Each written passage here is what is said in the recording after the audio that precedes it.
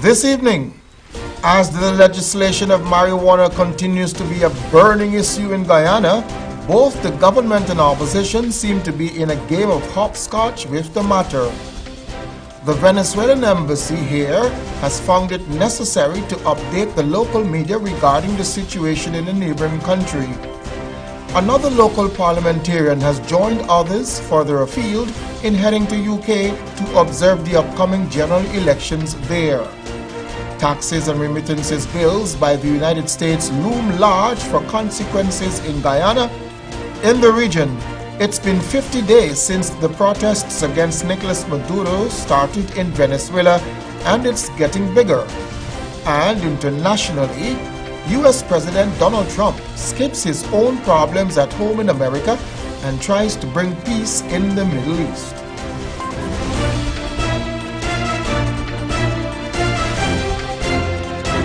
From Safe TV headquarters in South Ramsdale Gardens, this is Safe TV Headline News with Basil Bradshaw.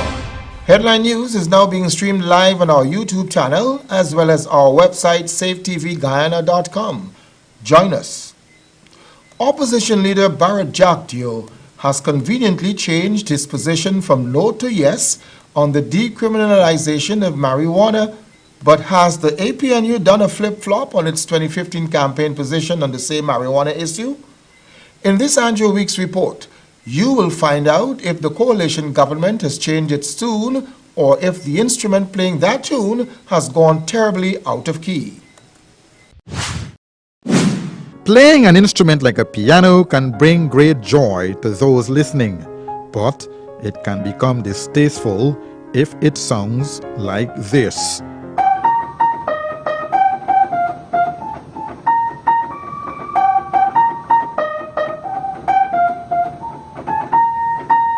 Out of key is really a bad thing indeed.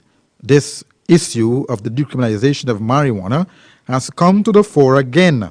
This time it might be playing a political tune altogether, because former President Barrett Jagdeo, now opposition leader, had stated at the launch of the International Year for People of African Descent in 2011 that, quote, this marijuana business would outlive his presidency. There would be no changes in the law whilst he was there, unquote. This was also echoed by political activist Mark Benchkop in a May 17 article in the Starbuck newspaper, who reminded the opposition leader of his statements back then. Today, Jagdeo is singing a different tune. At a press conference he hosted last week on ganja, he now wants it to be decriminalized. And this is what he said. What triggered this is that we've seen cases where somebody has a tiny bit, one cigarette, marijuana cigarette, and they get sentenced to jail for 3 years. You have big traffickers who have a lot of money, but they have good legal representation. They don't even get any jail time. Benchkop feels that Mr. Jagdeo wants to score political points, and the opposition leader is not really serious about the issue. Headline News went into its archives and pulled up this clip where Minister of State Joseph Harmon, who was in opposition as General Secretary of the APNU 2 years ago, promising Guyanese on Channel 6 on the sidelines of a press conference held there about what the APNU would do should they get into office where ganja is concerned. Listen. We are also committed to a review of the whole legalization of marijuana. Once we get in the government, what we will do is we will commission a study on the matter and to be advised based on that study. Now, as a government, Minister of State Joseph Harmon, is he singing a different tune as well? Listen. But with respect to decriminalization of marijuana, that is not a matter which is now engaging the immediate attention. Minister Harmon is now saying that there is a motion to be tabled in Parliament to deal with the sentencing policy of ganja. He also cleared up government's position on industrial hemp. While so far as decriminalizing it, I think I made this point clear and I had to issue a statement to one of the newspapers who actually misrepresented what I said at a meeting at Delamstil a few weeks ago, where I addressed the issue of industrial hemp and the government's position with respect to the planting of industrial hemp. And the paper actually went on to say that what I said was that the government has no policy with respect to ganja, to marijuana, and the sentencing for marijuana. Two totally different issues altogether. So what I can say to you is that the question of sentencing is a matter for the judiciary to consider. The question to you now is, has the tune really changed, or was it just a good piece of music where legalization of marijuana and decriminalization of the same finds itself in its political arena for the 2020 elections? You be the judge. Andrew Weeks, Channel 2, Headline News. Thank you, Andrew. Today, the Embassy of the Bolivarian Republic of Venezuela held a press conference reference to recent events within that nation. George Gonzalez reports that the Venezuelan government is blaming the right-wing opposition groups and the Western media for the violence plaguing the oil-rich nation. Venezuela's ambassador to Guyana, Reina Margarita Aritia Diaz, on Monday repeated earlier allegations from that nation's government that the ongoing internal conflict was manufactured by certain parties within the opposition as a means of encouraging a violent regime change. Estas manifestaciones y que pacíficas, these supposed peaceful demonstrations, tienen un claro objetivo, have a clear objective, y es derrotar al presidente de la República Bolivariana de Venezuela. to overthrow the legitimate and constitutional president of the Bolivarian Republic of Venezuela, Y rebatir las conquistas sociales and reverse the social achievements que el pueblo venezolano ha alcanzado. of the Venezuelan people. The belief is expressed that the political situation is exacerbated by mainstream Western media, who, in her government's opinion, are perpetuating a smear campaign against the government as a means of encouraging destabilization and possible foreign military intervention. Mediática internacional There's an international media campaign que falsea la realidad, that falsifies the reality, presenta imágenes descontextualizadas presents images que recorren el mundo that travel the world. Ambassador Diaz cites the lack of Western media coverage for large pro-government demonstrations, the lack of coverage for acts of violence by the opposition, and the open calls for rebellion against the state. Diaz believes that this is by design. The violent images that are broadcast internationally are to sway opinion against Nicolas Maduro's regime. And the objective of these terrorist actions es crear un estado de conmoción nacional are to create a national commotion para justificar una intervención extranjera en nuestra patria. to allow foreign intervention in our homeland. Additionally, Diaz claims that much of the violence is limited to 3 of the 24 states of the Bolivarian Republic. Despite this claim, media reports indicate that deaths have occurred in demonstrations in at least 7 states. To address the rapidly deteriorating situation in Venezuela, on May 1st, President Nicolas Maduro invoked the process of creating the Constituent National Assembly as a means of rewriting the Constitution. The Bolivarian Republic of Venezuela Llama al pueblo, que es el poder originario, calls the people who are the original constituent power a una Asamblea Nacional Constituyente to a National Constituent Assembly como mecanismo de salida as a mechanism a una situación que amerita to a situation that merits la participación the de la sociedad participation, venezolana. the participation of Venezuelan society as a whole. The government of Venezuela claims that the action to invoke the change is legal and is enshrined in the 1999 Constitution. Thus far, there are 18 opposition parties attending the call to join the constituent process. But Diaz argues that many other parties of the opposition are not even interested in leading the nation further by peaceful means. To 2016, pedían a grito una Asamblea Nacional Constituyente they shouted for a National Constituent Assembly, y hoy dicen que no es necesario. and today they say that it's not necessary.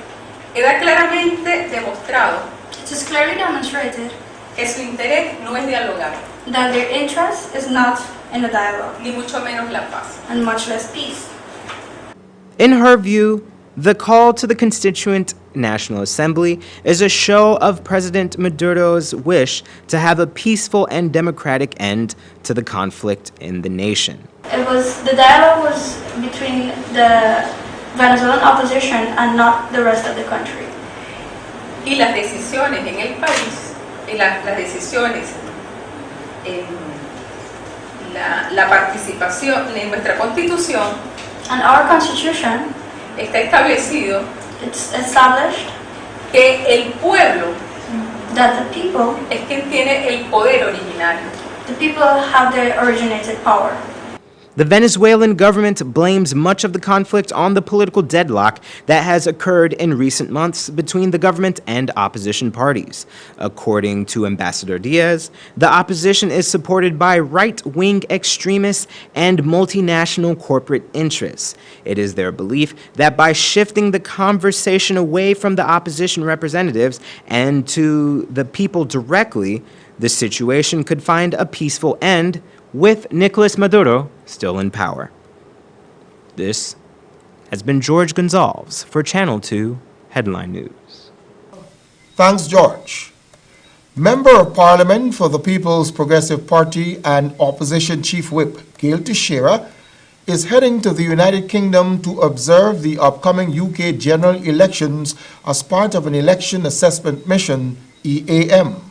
The mission, which is being arranged by the Commonwealth Parliamentary Association UK, that's CPA UK, will also observe elections in 7 other UK constituencies to oversee polling, counting, and post-election complaints or appeals. According to a statement, at the end of the electoral process, the group will contribute to recommendations to improve future UK general elections.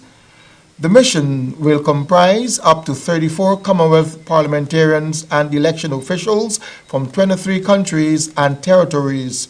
They will monitor election day procedures at polling stations, meet with candidates, returning officers, local officials, community groups, and other relevant stakeholders in order to assess the conduct of the elections.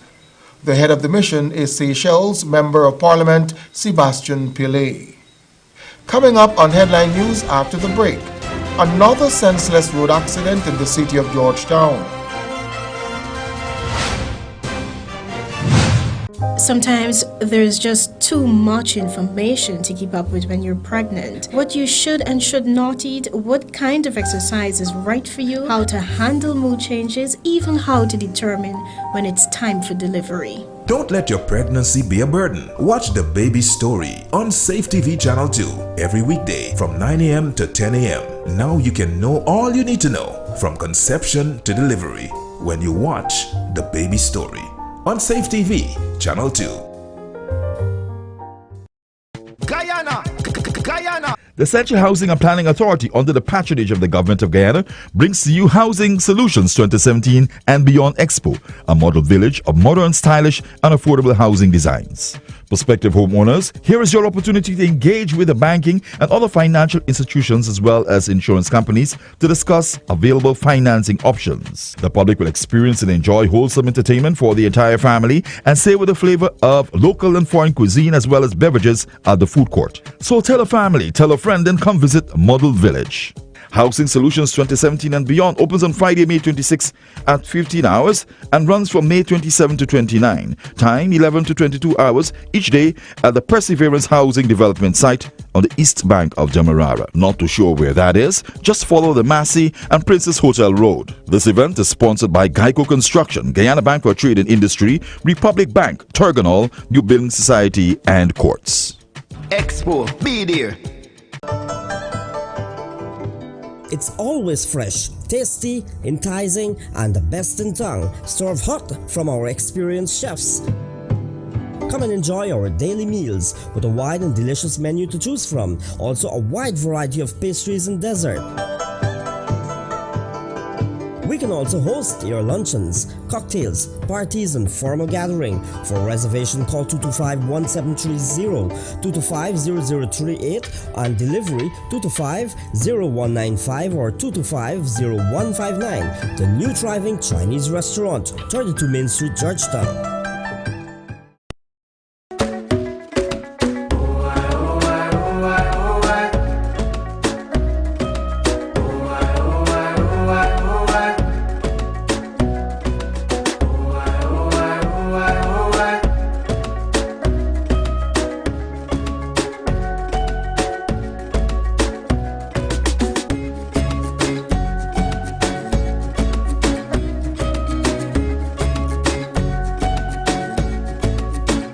John Lewis Styles, simply different. Need a ride around town and beyond? Look no further than Oasis Ride Taxi Service. With affordable prices and some of the best drivers in the business, we've been delivering prompt and reliable service to Guyana for over 16 years. We also offer tours, chauffeur service, and even car rentals. You can call us at 231-5554 or 225-5496. For deals, specials, and more information, find our page on Facebook, Oasis Ride Taxi Service. Let's go. Seems like people will try just about anything to lose weight these days. But nothing works better than proper dieting and exercise. So if you're guilty of eating the wrong foods, not finding time to exercise, or can't afford a gym, join Safe TV Channel 2 for Body and Spirit. Aerobics workout with Dick Nunez. Hello, I'm Dick Nunez. Welcome to Body and Spirit Aerobics. Weekday mornings from 7 a.m. to 7:30 a.m. Don't hesitate. Act now, because your greatest wealth is your health.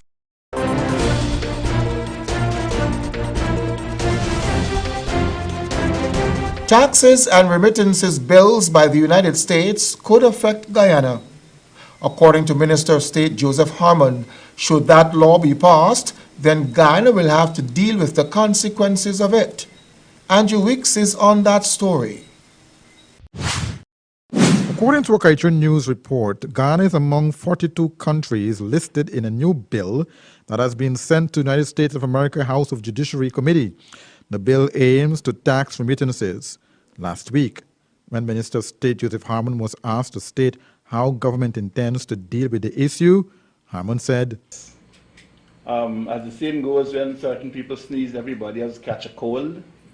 It's going to affect us, but that is, when the Americans make the law, what we have to do is to deal with the consequences of it. What I think it means is that it will cost you more to send money from the United States of America to Guyana. The Bank of Guyana 2015 annual report stated that the inflow of workers' remittances decreased by 9.9%, or US $28.9 million to US $246.6 million, while receipts from bank accounts abroad increased by 3.6%, or US $9.0 million to US $258.4 million. The main sources of outflows were remittances, the bank account abroad, and workers' remittances, which amount to US $145.4 million and US $109.4 million respectively. A decrease in remittances will now only affect individual families but will also impact the economy. Harmon stated more about the doom of the U.S. remittance law under the Trump administration. As you know, remittances has been a major plank in the sustenance of many families in this country, and I think it's going to have an impact on them, but certainly we'll have to look and see what happens. It might very well be that instead of getting $100, you get $90.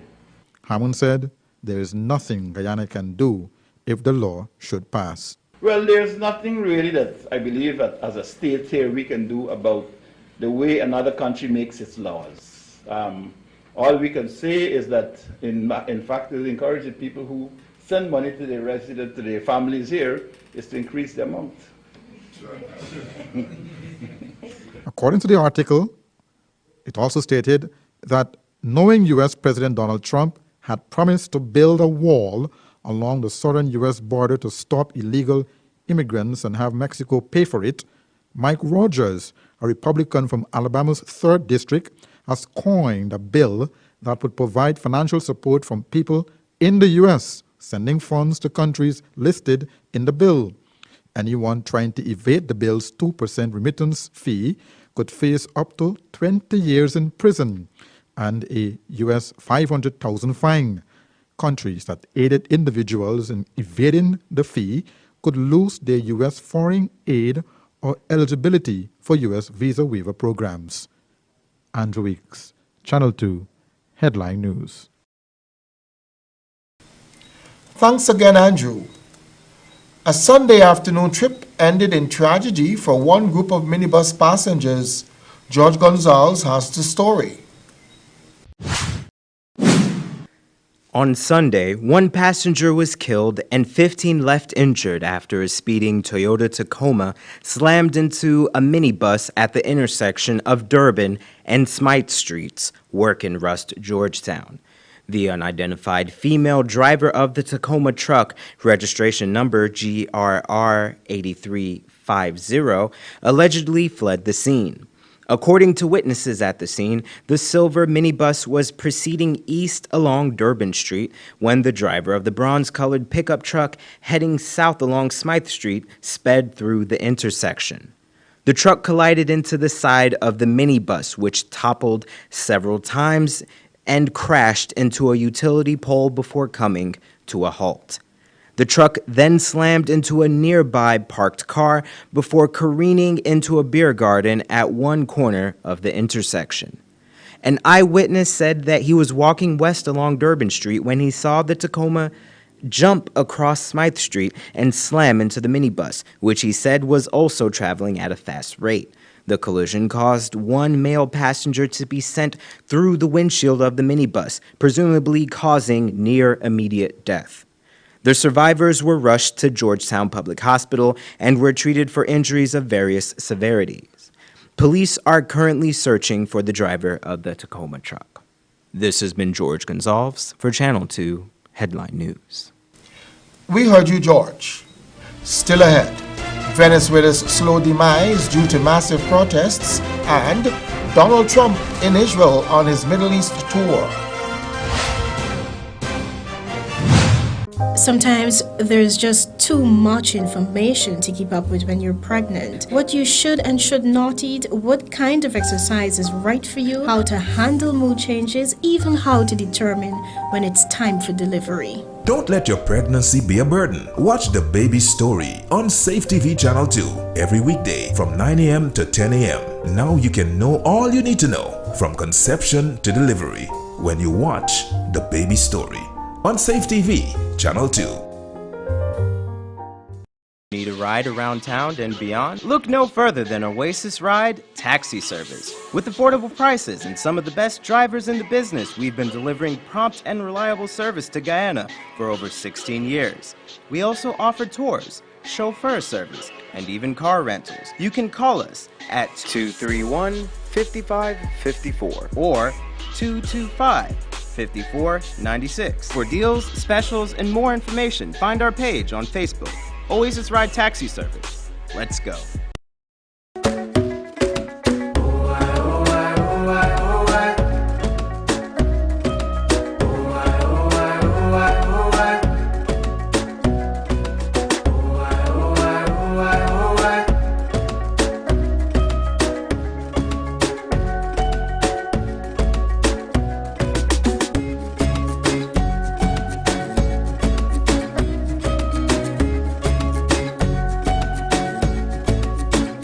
John Lewis Styles, simply different.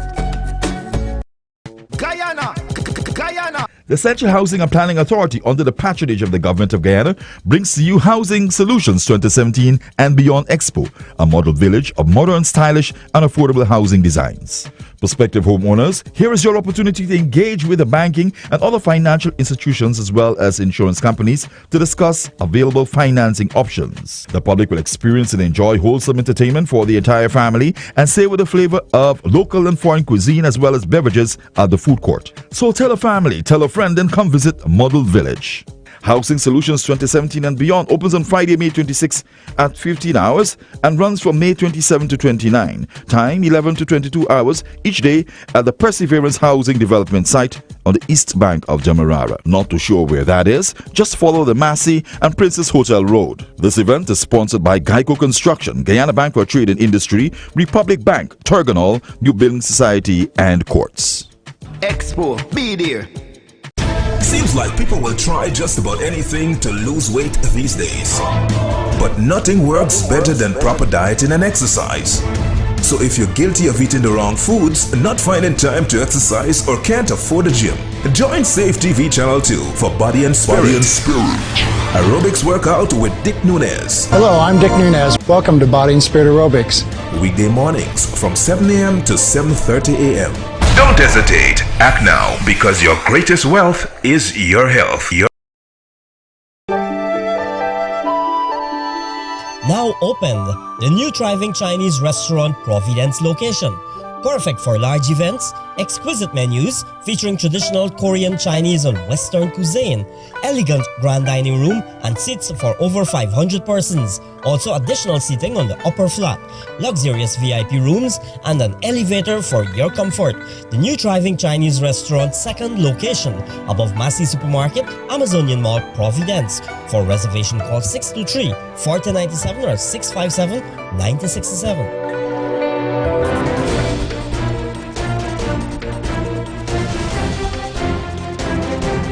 In news from the region now, Venezuela's capital has seen more intense clashes as tens of thousands of anti-government protesters marked 50 days of their demonstrations. At least 46 people have died in clashes since the protests began almost 2 months ago, but Saturday witnessed one of the biggest turnouts in the 7 weeks of rallies. The protesters blame President Nicolas Maduro for the country's acute food and economic crises. Al Jazeera's John Holman reports from the bordering Colombian city of Cucuta. The 50th day of protest in Venezuela finished in the same way as so many others, wreathed in a cloud of tear gas as the police and opposition clashed. Before that, one of the biggest marches this year had taken place. The opposition called it Somos Millones, or We Are Millions. Their main demand, as it has been for some time, for elections. We want general elections and we want to end this disaster, this horrible crisis Venezuela is going through. But if anything, the government is digging in further, with President Maduro extending his supposedly temporary emergency powers and sending more than 300 protesters to military tribunals accused of terrorism. He's long claimed the protests are part of a US-backed plot against him, a theme he got the chance to develop again after recent US sanctions against 8 Venezuelan judges. In Venezuela, there's an honorable government, and here we stand. Stay away from our country, Donald Trump. The government held its own march on Saturday. Food and social programs, along with loyalty to Maduro's predecessor Hugo Chavez, have helped keep supporters on side. But an increasing number of others are tired of the country's endemic crime, increasingly authoritarian government, and above all, chronic shortages. I'm scared to go out into the street and not find food for my children, not find medicine. It frightens me, but I come out anyway, because I'm here for my children. There's been waves of anti-government protests before, but observers say that this time round it seems both more widespread and also more intense. There's been a death almost for every day of the protests. And the pressure isn't just internal, it's also coming from organisations like the European Union and the United Nations that have begun to speak about Venezuela. And as long as the political and economic crisis continues, that internal and external pressure is not going to go away. John Holman, Al Jazeera, Cucuta, Colombia. And internationally, Donald Trump has arrived in Israel on the second leg of his tour of the Middle East and Europe. His visit is expected to focus on reviving the Middle East peace process. Speaking in Tel Aviv, he said there was a rare opportunity to bring peace and stability to the region by working together. He was welcomed by the Israeli Prime Minister Benjamin Netanyahu, and tomorrow will meet the Palestinian leader Mahmoud Abbas. Here's BBC correspondent Yolande Nell. Direct from Riyadh, President Trump took the first official flight from Saudi Arabia to arrive in Israel, two countries with no diplomatic relations. He wants to project the idea that he's ready to do things his own way. With a fanfare, Israel's leaders turned out to greet their country's greatest ally. President Trump is going to spend just one day here, but he's come in pursuit of what he's called the toughest deal to make between Israel and the Palestinians.